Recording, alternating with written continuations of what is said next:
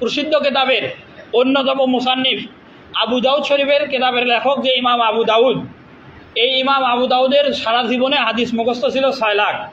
সেই জামানায় তিনি সবথেকে বড় আলেম ছিলেন। সেই জামানায় সারা দুনিয়ার মানুষেরা তার কাছেই দোয়া নেওয়ার জন্য আসতো, যে এত বড় আলেম বুজুর্গ ব্যক্তি, তার কাছেই আমরা দোয়ার দরখাস্ত করি। কিন্তু তার জামানায় তিনি নৌকা পার হচ্ছিলেন, খুব ছোট একটা নদী, কিন্তু নৌকা পার হওয়া ছাড়া ওই নদী পার হওয়ার কোনো সুযোগ নাই।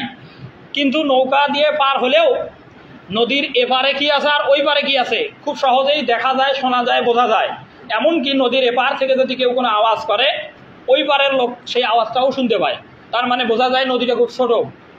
ইমাম আবু দাউদ রহমতুল্লাহ আলাই এই নদী পার হচ্ছিলেন নৌকা করে, আর নৌকা করে পার হওয়ার পরে ওই পাশে যখনই গেছেন, যে পার থেকে পার হয়ে গেলেন সেই পারের একজন ব্যক্তি হাসি দিয়ে জোরে বলছে আলহামদুলিল্লাহ।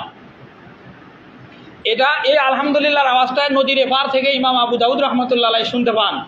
শুনে সেই সময় সাথে সাথেই তিনি তার কাজ বাদ দিয়ে আবার নৌকা ভাড়া করে পূর্বে যে জায়গা থেকে আসলেন, হাসি দাদা যে পারে আছেন সেই পারে চলে যান। সেই পারে গিয়ে আবার নতুন করে তার কাছে গিয়ে ইয়ার হামুকাল্লাহ বলেন। হাদিসের এটাই বাস্তব আমল, যে ইয়ার হামুকাল্লাহ যখন বলেন, বলার পরে ওই হাসি দাতা দ্বিতীয়বার বলেন ইয়াহদিকুমুল্লাহ, যে আল্লাহ আপনাকে হেদায়েত দান করুক।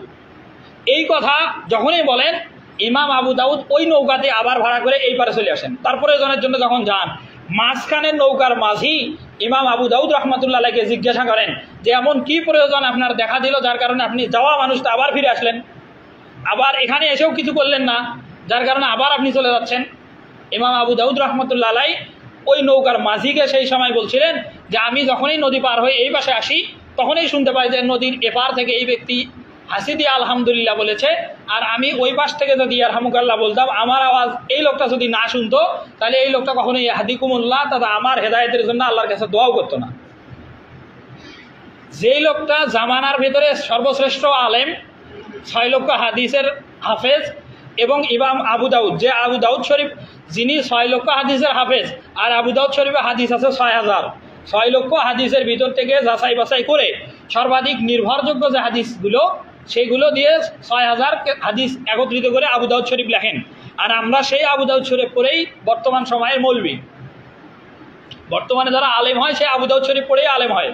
তো এই আলেম যিনি 6 লক্ষ হাদিসের হাফেজ, তার চিন্তাটাই এরকম যে আমি আরেকজনের কাছ থেকে হাসি দিয়ে সেই জবাব দিয়ে তার কাছ থেকে ইয়াহদিকুমুল্লাহ উত্তর শুনে আমার জন্য আল্লাহর কাছ মানে হেদায়েতের জন্য একটা দোয়া করে নিব, এরকম। এটা মুসলমান হিসেবে আরেক মুসলমানের উপরে 3 নম্বর হক। রাসূল সাল্লাল্লাহু আলাইহি সাল্লাম বলছেন ওয়ায়ুসাম্মিতু ইযা আতাসা। তারপরে রাসূল সাল্লাল্লাহু আলাইহি সাল্লাম বলছেন 4 নম্বর